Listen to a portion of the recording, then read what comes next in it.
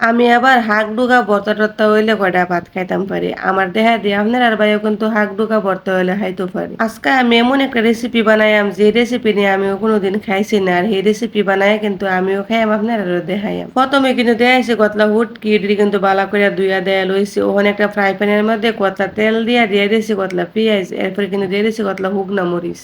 আর হুগনা মরিচটি কিন্তু আমি চারো গলদা ছিটাই বিটাই দিছি। ওখানে কিন্তু লই আইছি কতলা হুটকি, আর এই হুটকিটি কিন্তু আমি আগে থেকে ধুইয়া দেয়া সুন্দর করে ধুইয়া রাখছিলাম। হুটকিটি কিন্তু বিছায় বিছায় দিয়ে দিছি। ওখানে একটা উল্টানি দিয়া হুটকিটি কুদুর খানিক উল্টাই দিয়াম।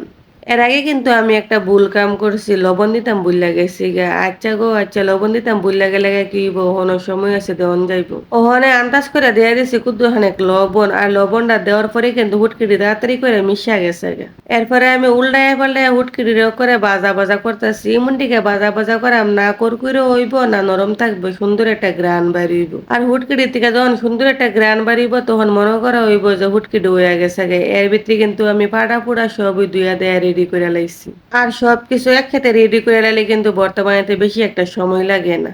আরেকটা কথা কইয়া দেই, আজকে আপনারা আমার এই পাটাটা কিন্তু কিনছি ৮-৯ বছর হয়ে গেছে গা, মাসাল্লাহ ওহনো বালা রইছে। আর আমি এই পাটাটা কয়েকদিন আগে ধার করতাম লইছিলাম, বেটা কইতাছে আমার এই পাটাটা নাকি বলে ১ নাম্বার পড়ছে, সামনে দাও নাকি বলে পাথর, পিছন দাও নাকি বলে পাথর। যাই হোক, শুনে কিন্তু আমার অনেক ভালো লাগছে। আর এদিক দিয়ে কিন্তু আমি হুটকির ভর্তা বানাইতাম বিল্লা সবকিছুই কিন্তু একখানা ডালে টুলা যে রাখছিলাম এই পাটার মধ্যে দিয়া সুন্দর করে বাটতে লাইম। আর ২-৩টা বাড়া দিলেই কিন্তু করে ভর্তা ফেস ফেস হয়ে যাবে। আর এই ভর্তা কিন্তু আমি কোনো সময় খাইছি না, এবারই কিন্তু প্রথমবার খাইয়াম আর প্রথমবার বানাইতেছি। আর আমি খাইয়া কিন্তু রিভিউ দিয়াম কেমন হইছে। যাই হোক, কাটাটি কিন্তু বালা কইরা বাড়ন লাগবে, নাইলে আবার আস্তা মাস্তা কাটা থাকলে আপনারা বেহাইতে গেলে কামড় একটা পড়লে আবার রাখ দেখাইবো আমার লগে। হুটকিটি যখন বালা কইরা বাড়া হয়েছে এরপর কিন্তু দিয়ে দিছি কতলা পেঁয়াজ। আর পেঁয়াজটি কিন্তু আমি মনের বলে পইলা লাইছে রাখলাম বলে আস্তে আস্তে। যাই হোক, ফইলা দে আর আস্তা দে এক পেটি কিন্তু যাইবো। আর পেঁয়াজটি কিন্তু আমি বেশি একটা মিহিন করতাম না, আধা ভাঙ্গা রাখাম, তাইলে কিন্তু কামড়ের মধ্যে পড়বো, খাইতে গেলে বেশি মজা লাগবে। দেখতে দেখতে কিন্তু আমার ভর্তা প্রায় হয়ে আইতাছে গে। আর ভর্তাটা বানাইতেছি আর আমার জিবার মধ্যে পানি আই পড়তেছে, কোন সময় ভর্তাটা গরম গরম ভাত দেখাইম। আর মনে বেশি অপেক্ষা করন লাগতো না, আমি কিন্তু তাড়াতাড়ি ভর্তা দেখাইতাম পারাম। দেখতে দেখতে আমার ভর্তা রেডি। আর আমি কি সুন্দর করে ভর্তাটা মিয়াইতেছি দেখছেন নি। আর দেখবেন কুম্বালা ভর্তা বানাই তো সাইরে হইলেছি অনেকটা মাটির ফ্রিজের মধ্যে ভর্তাটা থুয়া লাইছি। আর এই ভর্তা কিন্তু আমার জীবনের প্রথমবার আজকে বানাইছি।